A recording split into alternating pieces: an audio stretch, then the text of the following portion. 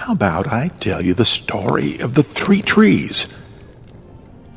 Once upon a mountaintop, three small young trees stood and dreamed of what they wanted to become when they grew up. The first tree looked up at the stars and said, "I want to hold treasure. I want to be covered with gold and filled with precious stones. I'll be the most beautiful treasure chest in the world." The second tree looked out at a small stream trickling by on its way to the ocean. "I want to travel mighty waters and carry powerful kings. I'll be the strongest ship in the world." The third little tree looked down into the valley below, where busy men and women worked in a busy town. "I don't want to leave the mountaintop at all. I want to grow so tall that when people stop to look at me, they'll raise their eyes to heaven and think of God. I will be the tallest tree in the world." Well, years passed. The rains came and the sun shone, and the little trees grew tall. One day, three woodcutters climbed the mountain. The first woodcutter looked at the first tree and said, "Oh, this tree's beautiful. It's perfect for me." And with a swoop of his shining axe, the first tree fell. "Now I shall make a beautiful chest, and I shall hold wonderful treasure," the first tree said. The second woodcutter looked at the second tree and said, "Well, this tree is strong. This one's perfect for me." And with a swoop of his shining axe, the second tree fell. "Now I'm going to sail mighty waters," thought the second tree. "I shall be a strong ship for mighty kings." Well, the third tree felt her heart sink when the last woodcutter looked her way. She stood straight and tall and pointed bravely to heaven, but the woodcutter never even looked up. "Any kind of tree'll do for me," he muttered. And with a swoop of his shining axe, the third tree fell. The first tree rejoiced when the woodcutter brought her into a carpenter's shop. But the carpenter fashioned the tree into a feed box for animals. The once beautiful tree was not covered with gold or treasure. She was coated with sawdust and filled with hay for hungry farm animals.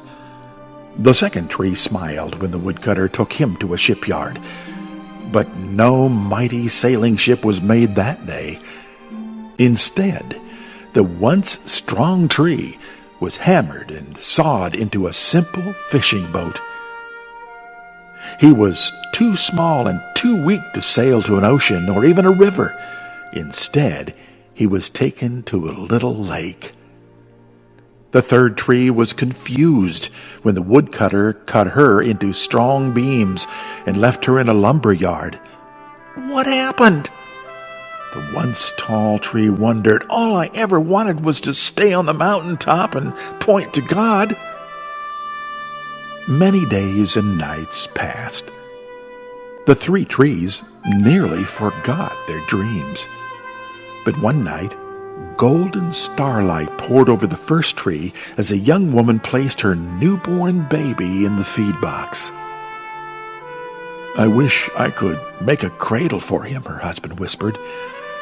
The mother squeezed his hand and smiled as the starlight shone on the smooth and sturdy wood.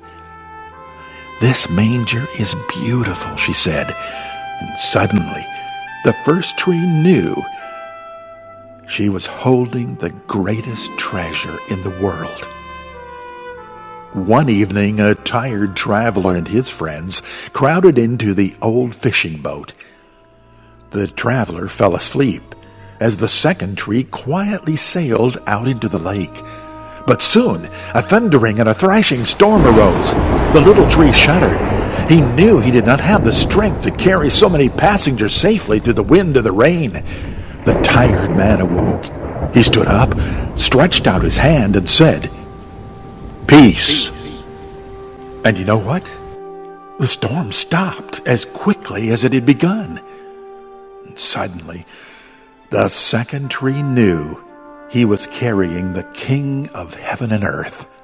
Then one Friday morning, the third tree was startled when her beams were yanked from the forgotten woodpile. She flinched as she was carried through an angry, jeering crowd. She shuddered when soldiers nailed a man's hand to her. She felt ugly and harsh and cruel. But on Sunday morning, when the sun rose and the earth trembled with joy beneath her, the third tree knew that God's love had changed everything. It had made the third tree strong, and every time people thought of the third tree, they would think of God. That was better than being the tallest tree in the world. Well, maybe we can learn a lesson from the three trees in our story. Maybe things don't look the way you originally planned, but just maybe God still has a plan that's even better. For I know the plans I have for you, says the Lord, plans for good and not evil, to give you a future and a hope. You will seek me and you'll find me when you seek for me with all your heart.